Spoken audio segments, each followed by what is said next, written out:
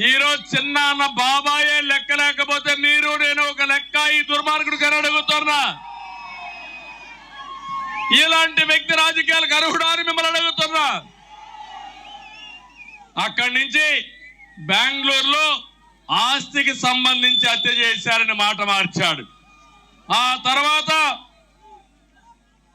వివేకాకు రెండో వివాహం అయింది, రెండో పెళ్లే దీనికి కారణం అని మళ్ళీ మాట మార్చాడు. అది కాకుండా కడాకు కూతురైన సునీత పైనే అల్లుడి పైనే ఈ కేసు దోసేసే పరిస్థితికి వచ్చాడు. అడుగడుగున మలుపులు తిరుగుతా ఉంది. నేను అడుగుతున్నా, ఏ తప్పు చేయనటువంటి కోడి కత్తి సీను మాత్రం జైల్లో ఉంటాడు, అవునా కదా? తప్పు చేసిన ఎంపీ ఇక్కడ తిరుగుతున్నాడు మీ ముందర. న్యాయమా తమ్ముళ్ళు ఇది? న్యాయమా తమ్ముళ్ళు ఇది? న్యాయమా పోలీసులు ఇది? మీ పోలీసు మీ బట్టలు సిగ్గుపడుతున్నాయి.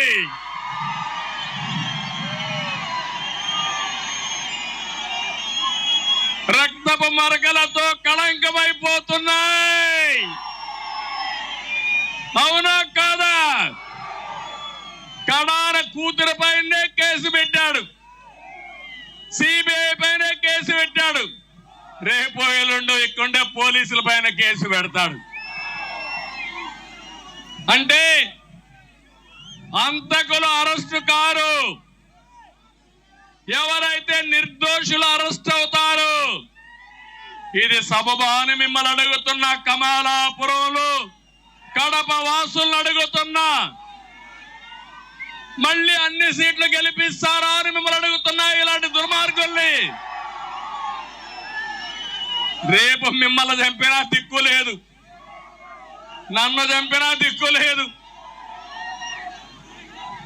మనుషులను చంపేసి మీరే ఆత్మహత్య చేసుకున్నారని కథలినా మనం ఏమీ చేయలేని పరిస్థితికి వస్తున్నాం. అందుకే కమలాపురంలో కడప గడ్డ మీద అడుగుతున్నా, ఓ కిడ్ బాబాయ్, జగన్ సమాధానం చెప్తావా అని అడుగుతున్నా. సమాధానం చెప్పకపోతే ప్రజలు మిమ్మల్ని అడుగుతున్నా, ఒక అంతకుడికి ఓటేస్తారా అని మిమ్మల్ని అడుగుతున్నా. అంతకులను కాపాడే వ్యక్తులకు ఓటేస్తారా అని మిమ్మల్ని అడుగుతున్నా. ఏమని గట్టిగా చప్పట్లు కూడా చెప్పండి.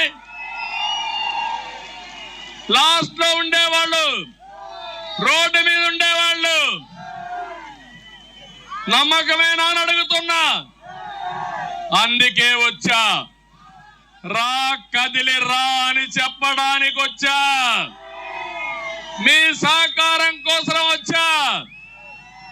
బాబాయిని చంపిన అంతకుల్ని బోనెక్కించడానికి రా కదిలి రా అని మిమ్మల్ని అడగడానికి వచ్చాను. సిద్ధమేనా అని మిమ్మల్ని అడుగుతున్నా, నమ్మకమేనా అని మిమ్మల్ని అడుగుతున్నా. తమ్ముళ్ళు, ఈ ఇష్యూ ఒక ఇష్యూ అయితే ఎవ్వరికి ఆనందం లేదు, బాధుడే బాధుడు. నిత్యావసర వస్తువులు పెరిగాయా? పండుగలకు సరిగా చేసుకున్నారా? నేనున్నప్పుడు పండుగలకు కానుకలు ఇచ్చా, జ్ఞాపకం ఉందా మీకు?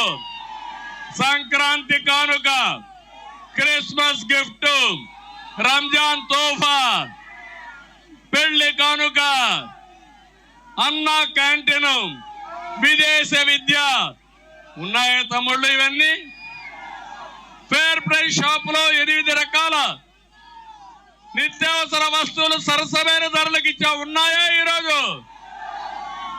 పేదవాడిని పట్టించుకుంటున్నాడా ఈ ప్రభుత్వం? ఆ రోజు ఒక మాట అంటున్నాడు, బటన్ నొక్కుతున్నా బటన్ నొక్కుతున్నానని. బటన్ నొక్కడం కాదు, బటన్ బొక్కడం.